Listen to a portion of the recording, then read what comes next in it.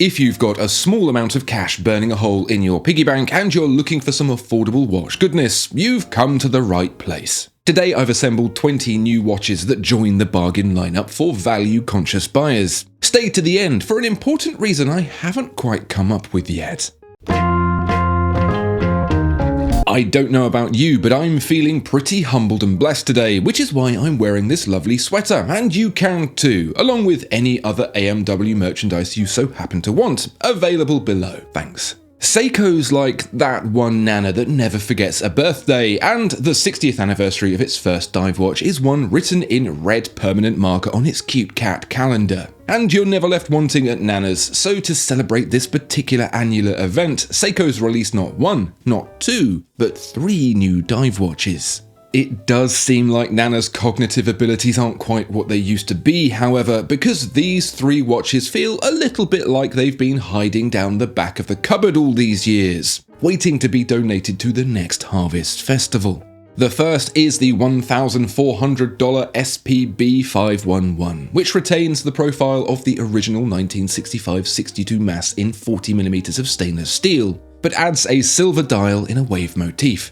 The caliber 6R55 lasts for 3 days and is water resistant to 300 meters. The second watch with a blue wave dial is the $1,750 SPB509, which adds a GMT complication with the 6R54, also gets 3 days of power reserve and 300 meters of water resistance, but in a 42mm steel case based on a 1968 issue instead. The third and final watch in the anniversary roundup is the 45.4mm titanium Marine Master Professional SLA081 with 600 meters of water resistance and the 8L45 caliber, again with a wave dial in blue, but this time different, and also it's 16mm thick and costs $4,600. On the plus side, it and the other 2 now feature a micro adjust clasp with 15mm of adjustment range, plus coupons for the Gratin catalogue. Thanks, Nana. There are few brands bringing affordable quality quite like Ferrer, and the new edition Lissom follows on firmly in those footsteps, with an ultra-thin dress watch that's a bit different to what we've seen before. At 38mm across and just 7.95mm thick, this stainless steel wrist biscuit takes a familiar profile and decks it out with inspiration from the UK's greatest botanists: Arbour, Balfour, Forest, Lindley and Solander. There will be a test at the end. To us ordinary folk not immersed in the sordid world of British plant life, that means red, grey, green, purple and black. Each colour is contrasted with an alternate shade for the second subdial in typical Ferrer fashion, except the Solander, that's the black one, which is uniformly black. Sportier intentions are made apparent by the addition of Lumicast, 3-dimensional blocks of a superluminova pigmented ceramic, fashioned here into the numerals around the dial. All except the blue Balfour, which gets polished blued applied numerals, benefit from the 80% longer lasting potency of Lumicast over standard superluminova. I wonder if they make it in pill form. Getting the steel case slimmer than an Ozempic addict is a hand-wound Lajou Perret D100, which will keep on ticking for 50 hours until you need to top it up. Keeping it easy to wind is a non-screw-down crown with the classic Ferrer bronze cap, sacrificing some water resistance for convenience at 50-meter water resistance tops. At $1,295, this plant-based wristwatch sure is growing on me. If $50 just seems like too little for Casio's dual analog digital vintage reissue, then perhaps Timex can tempt you with its Q Timex 1982 Ana-Digi reissue instead. The latest addition to Timex's celebration of Switzerland's downfall combines the past and a more recent kind of past, analog and digital, for a multifunctional menagerie of time-telling fun. It's an arrangement inverted from Casio's iteration, one that will be more familiar to calculator owners literate in digital erotica, with the digital part up top and the analog down below. Quick etymology lesson: digital comes from the Latin digitus, meaning finger or toe, as in a discrete counting element rather than a scale that's interpolated. Analog comes from the Latin annus, as in a round orifice from which things emerge. Whilst the analog display does little more than tell the time, the digital display is doing the heavy lifting for the £155 price point by offering a series of features almost impossible to use without a manual. A dual time zone, chronograph, alarm and date. Perfect for those long train journeys with no signal, where you can re-familiarise yourself with the right combination of buttons to press to get the alarm you accidentally set at midnight to shut up. In fairness to the Timex, where Casio proudly boasts a construction made of a vaguely nondescript silver metal that may or may not cause third-degree burns, the Q Timex 1982 Ana-Digi reissue is wrought specifically from stainless steel, both for the case and bracelet. If you're looking for a sector-dial wristwatch for less than £500, it's hard to say fairer than the Arcange automatic sector at £468, or at the time of writing on offer for £359. As with many things manufactured around the Art Deco era, the sector watch dial design was motivated as much by what it was thought to achieve as what it actually did. It's commonly understood that the sector dial's origins were found on the battlefield, the crosshair display aiding accurate reading of the time. But the reality is that in selling watches off the back of the heroic endeavours of its military customers, watch manufacturers thought they looked pretty cool. They aren't actually easier to read, it was just the implication. Arcange has taken full advantage of this misunderstanding to offer 6 different configurations of the automatic sector to appease all tastes, from the classic multi-finish silver configuration to a field watch-inspired dark grey with aged loom, and of course classic blue and salmon to appease the masses. 2 PVD-coated gold editions add a touch of class to the steel collection. What is it that you're getting for your £468, or at the time of writing on offer for £359, apart from a precision-based misinformation campaign? A 37.3mm case at just 9.5mm thick, including the sapphire crystal, plus a Miyota 9039 automatic, regulated to plus or minus 10 seconds with 42 hours of power reserve and hacking. Stick that in your sector and dial it. A quick flash reminder to anyone whose dictionary is currently in the shop, the definition of a bargain is a thing bought or offered for sale much more cheaply than is usual or expected. So whilst this next watch costs more than our previous examples at €3,750, I don't want to hear any more malarkey in the comments about that being too costly to be a bargain. Got it? Of course not. This is Aurelia, an exercise by watchmaker Benedikt Prandtl to take what he learnt working at H. Moser and pump it into a watch of his own creation, the Kollektiv. Having named his brand after his daughter, also made by Benedikt but very much not for sale, he wanted to set an unrealistic standard of beauty for her by bringing to life a watch with high horology levels of watchmaking at a very much more affordable price. 2 variants, the Edition 1 and Edition 2, bring a set of not entirely unfamiliar dials in blue and green into a 40.5 by 9.2mm stainless steel case. But really what we're here for is the exceptional caliber.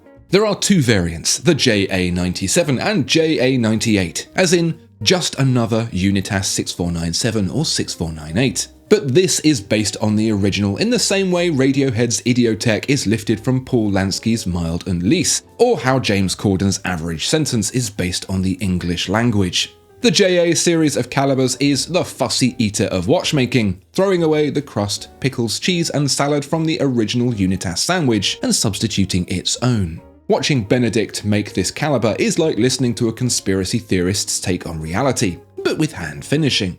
The balance bridge gets replaced, so too the 3/4 bridge, the crown wheel and ratchet wheel as well, not to mention the jewels, including the central jewel seated in a screwed chaton, plus the addition of a polished steel jewel plate for the escape wheel. If you can't call that a bargain, then I'm afraid your thinking is broken.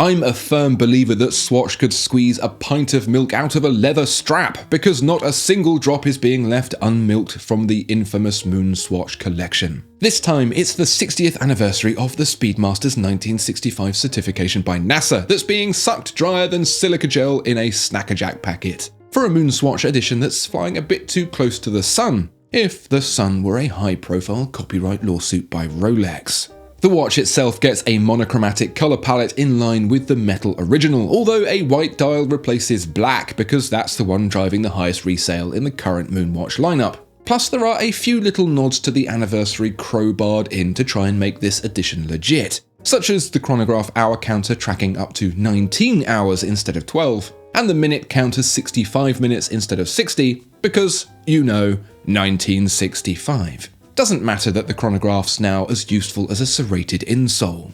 Where the shark gets well and truly jumped is with the display box set seen in Swatch store windows, albeit unavailable for sale in complete form.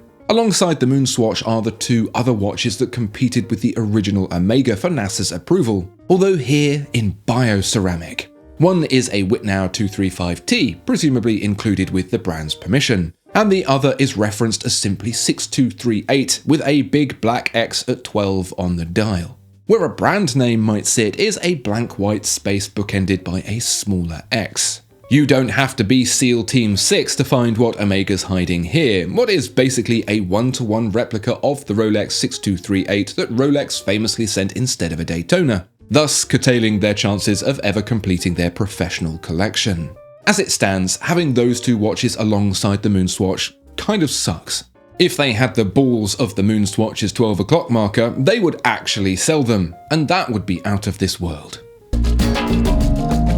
The hot topic on a lot of lips when it comes to watches is métier d'art. No, that's not Manchester United's latest midfield acquisition, it's the artistic professions that have made their way into watchmaking, and in this case, Flinke enamel. That's the addition of heat-fired enamel to a hand-engraved dial.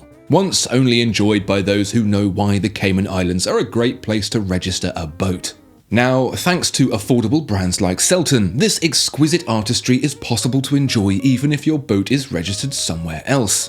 At £1,959, currently on offer at £1,431, you don't even need to have a boat to own one, although owning a boat is generally recommended if you don't want to fly places like a common air pigeon.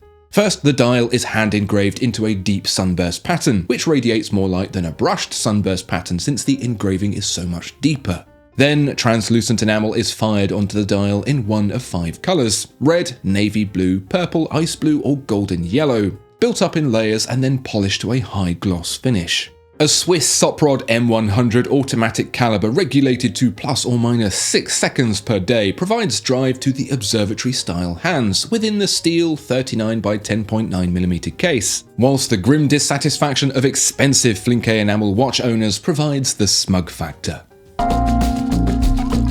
Okay, so indulge me a bit here, because the next entry isn't so much a hot new bargain watch, more of an undiscovered gem I wanted to spotlight. This is Antoine Tavan, the watchmaker for those who are into this thing deeper than Carl Sagan's shower thoughts.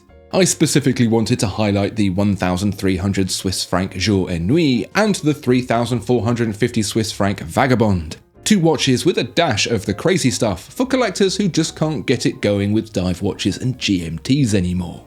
The Jour et Nuit is really just a clever way to use standard time telling in an interesting format, with a double-ended hour hand delivering the 24-hour day split into the hours of light and dark. The end, tipped with a glowing rendition of our sun, follows from 6 AM to 6 PM, with the crescent moon taking over in between, and minutes as expected around the outer edge.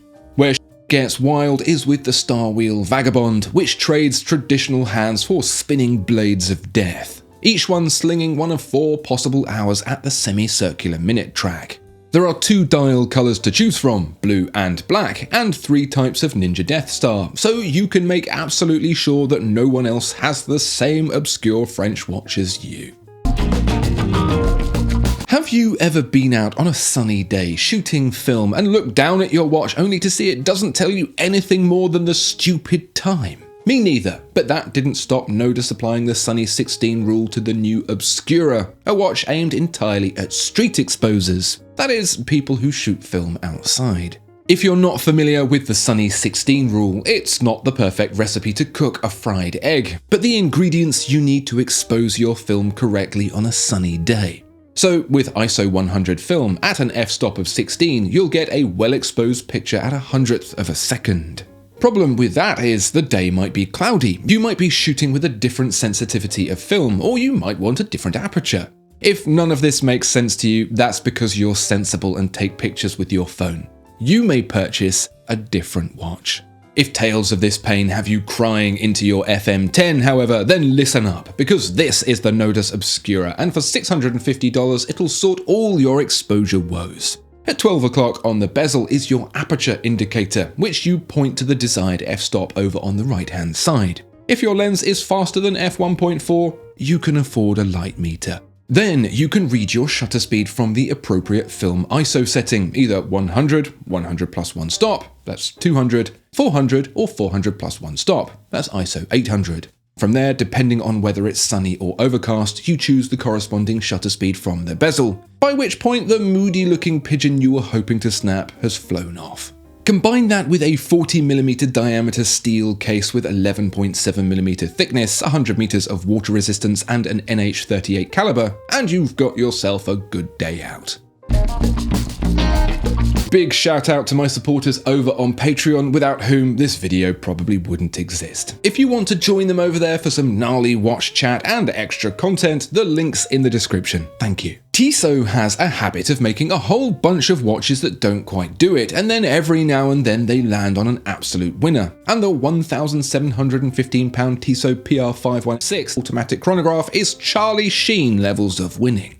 Let's lay out the specs to begin. 41mm of solid stainless steel wrapped around a Swiss ETA-derived automatic chronograph caliber with 68 hours of power reserve, the previous version was manual wind only, set with a dial combo in white and blue that looks absolutely fantastic. The previous manual version in black and orange was indeed cool, but as you'll see later on in the video, white and blue is definitely where it's at. Gone is the association with Jean-Paul Gaultier, and in is a fresh new colour combo that isn't teal or salmon for a change. If you were disappointed that the Nodus wasn't the most elaborate egg timer you've ever seen, then be ready to raise your expectations once more for the unmistakable Seiko egg boiling watch. With an aesthetic unmistakable for fans of the freshly boiled egg, it paints a picture of the delicious eggy goodness you're destined to enjoy if you follow its exacting instructions. And who better to guide you than Mr. Daisuke Kodama, one of Japan's foremost 5-star sommeliers. That is, a sommelier who specializes in eggs. This is Japan, so you know I'm serious, and so too is the Nihon Rangyo Kyokai Association, Japan's egg industry overlords. Only 10 people in Japan have ever reached 5-star sommelier status, and now you can too. Kodama recommends 7.5 minutes for the perfect Hanjuku soft-boiled egg, turning it over after 2 minutes to keep the yolk centered. But there's more to the egg boiling watch than boiling eggs, because in a Christopher Nolan level twist even Mark Kermode wouldn't see coming, the watch itself is also made of egg, both the case and strap. But don't worry, you don't have to walk on eggshells around it. It's extremely strong. You can always rely on Bulova to bring the perfect vintage-inspired wristwatch that's just a little bit too big, and joining the space-worn lunar pilot is the Mil-Ships-W-2181. That's not a reference to the naval battalion entirely staffed by wives' mothers, it's a military requisition for a dive watch in 1955 that Bulova failed twice. And how better to celebrate the 70th anniversary of that double failure than by making what is basically an affordable £629 50 fathoms throwback. Matte finished stainless steel at 41mm across protects a Miyota automatic 8.2 SO to 200 meters, sealed with a locking system a bit like the Omega Naiad jobby, keeping the case back upright and not twisting the seals. At 14.5mm thick, it's hardly going to slip by unnoticed, but be thankful that this isn't the limited edition Selten version that doubled the price and bumped up the thickness to 16mm. A chunky 4mm dome on the sapphire crystal makes sure everyone knows you like 'em thick. The only shit in the swimming pool here really is the historically accurate 16mm lug width. Yes, you heard that right. The nylon strap wears like a pool noodle against the 41mm case, and finding third-party replacements will be a bit tricky. You could wait for them to fix it, but if they didn't do that in the 1950s for the Navy, they probably aren't going to do it for you 70 years later. If you're looking for a good time and don't have high horology bucks to spend, you can always count on a quick visit to Zelos to get your cogs off. The Skyraider 40, entering at $1,999, aims to cram in as much fun as possible for your buck, starting off in titanium and topping out in tantalum and even Damascus titanium. Where the party really starts jumping is with a vintage Marvin 700 caliber, skeletonized within the 40mm by 9.9mm case. Whilst the caliber gets a black coating, there are several variations of lume colour to choose from, plus a choice of strap or matching bracelet. Why a vintage Marvin 700 caliber and not the usual Unitas? To keep the watch smaller and thinner without more extensive, and therefore expensive, modification. If you've been keeping an eye on Rolex over the years, then the name Aaron Lufkin Dennison will probably ring a bell or two. Not only was he the co-founder of the American watchmaker Waltham, he also created the eponymous British case-making brand that became well known for supplying Rolex with its cases. Well, that casemaker has been revived as a watchmaking brand at the entry level with its very first model, the ALD, not a kind of neurological condition, but the initials of the original founder's name.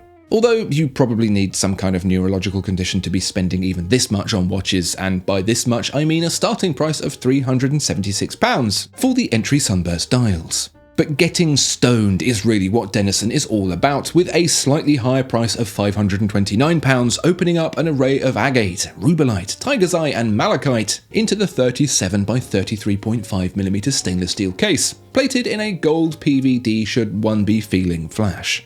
A recent addition in collaboration with Collectability takes the design in its most interesting direction yet, splitting sunburst shades of blue with a stepped ring that mirrors the case shape, for a picture-in-picture approach to telling the time. If, like Cypress Hill, you prefer your hands to go up rather than round, then MECEXP has your very specific needs covered with the MS1001. With the hours on the left and minutes on the right, the indicators climb their respective poles like they're paying for med school. Rather than crippling debt, however, drive comes instead from a battery-powered motor, which requires charging via the supplied magnetic cable every 30 days. All this can be found in the titanium 44 by 38mm case 14.5mm thick, so subtle it is not, but when colour choices range from bright orange to luminous green, subtlety wasn't ever going to be high on the list of priorities. Value, on the other hand, is, with prices getting going at £229. If you don't feel like you're getting enough raw titanium stock for your £229, then let me sway you with some of the watch's additional features. A single press of the crown lights up the dial with a string of LEDs. A double press activates the power reserve displayed on the left-hand side. 3 presses and the watch is primed into chronograph mode, with another single press getting it started. Chrono seconds run on the right and minutes on the left, up to an hour. The time is set on 4 crown presses and a long hold activates the infinity gauntlet, or puts the watch to sleep. I forget which. If, as a child, your favourite sport was dinosaur, then Awake have something you may be interested in, the Son Mai Jurassic. Quick recap on the Son Mai, which brings the Vietnamese art of sealing silver foil in polished lacquer to life on a watch dial in a process that takes up to 10 hours. Well, now it's back Jurassic style for a duo of luminous colours inspired by nature's coolest creations. So whether you're an old billionaire playing God, National Treasure Jeff Goldblum, or anything in between, you've got the choice between the bright orange T-Rex or luminous green Raptor editions, both featuring an applied slash marker on the lower half of the dial corresponding to the reference dino's claw count, and not the behatted guitarist. Holding the 39mm watch and its Lajou Perret caliber G101 to your wrist is a matching marine leather that is a 1-to-1 casting of actual Ron Perlman's face. This crusty scale pattern provides a convincing addition to the overall dino theme, of which 50 pieces per colour will be created at €2,490 each. We're back for more white-dialed chronographs with the Echo Neutra 1956, what I believe to be one of the best value Swiss-made chronograph watches this side of, well, 1956. Echoing the cream of the racing chronograph market that really began to hit its stride in 1957, it brings a manual wind twin sub-dial layout to life with a crisp modernity that at the very least deserves an appreciative nod. The Sellita SW510M swells the case out to 40mm across and 14mm thick, which isn't too bad, and is somehow sealed to 100 meters, although I wouldn't advise pressing the pushers when trying it on for size underwater. The dial is relatively clean, with the exception of the mandatory red element required to make your wallet open up like a springtime flower, and is surrounded not by the anticipated tachymeter, but a telemeter instead. A telemeter is used to measure the difference between sight and sound to gauge distance, such as the distance between me and my dad at the sight of child support payments and the sound of a government enforcement officer. Echo Neutra highlights this functionality as especially useful during war to measure the distance of enemy fire. which, for many of the most vociferous defenders of civil peace, will allow them to keep tally of the shots fired on their home turf of Instagram. Shape Watches is not an off-brand weight loss program, but a category of timepieces straight from the imagination of Salvador Dali, where round is out and, well, pretty much anything else is in. This is Nectere, the latest in affordable shapewear, and at $475 is one of the cheaper options available to those sick of circles. Supposedly inspired by the butterfly effect, where a minuscule action such as the flapping of a butterfly's wings can result in catastrophic effects elsewhere, the Nectere adopts this principle by referencing several movies that employ the butterfly effect as a plot mechanic, with the notable exception of 2004's The Butterfly Effect, starring Ashton Kutcher and Amy Smart. The irregular watch, at 38mm at its widest and 8.5mm at its thickest, is powered by a Chinese Seagull ST17, and reminds me of a clam with its stepped bezel and 30 meters of water resistance. Available in silver, green or salmon, the Nectere, and I quote, seeks to transfigure this ephemerality into extraordinary products. I bet your current watch can't do that. If you're enjoying what you're watching, please do give it a like, leave a comment and subscribe to the channel. That lets me know you like the video and it lets YouTube know as well. Thank you. It's been a long day, so I wanted to show you a stupid watch. It's the Invicta Pro Diver Men Liquid. And look, it's got liquid in it, the very same stuff they use to advertise sanitary products, no less. Usually dive watches try to keep the liquid out, but this one's got a bubble. If only it had some hoops to catch on the hands as well, and it would be the best watch in any doctor's waiting room. To celebrate maintaining a continuous driver lineup for more than 2 races, Racing Bull's F1 team announced a fresh drop with Tudor watches for the 2025 Miami Grand Prix. A new Black Bay Chrono in carbon fiber at 42mm. There's that white and blue dial again, this time dripped out with carbon fiber subdials and a red-tipped chronograph seconds hand. The forged carbon fiber in the Black Bay Chrono Carbon 25 is different from standard layered carbon, made from the shattered remains of Liam Lawson's chassis and broken dreams. Flashback to, if Red Bull gives you wings, it seems Tudor gives you the most cursed seat in F1. This time, however, the watch is actually for sale at £6,260, but what I'm most interested to know is, on the basis that Rolex often trials material ideas with Tudor first, do we think this might be indicative of a future carbon fiber Rolex chronograph? Well, it's as likely as seeing Daniel Ricciardo back in the RBF1 car, so quite likely then. Okay folks, exam time. Can you remember Britain's 5 greatest botanists? See how many you get right down in the comments below. No cheating, and I will be grading you. See you next time.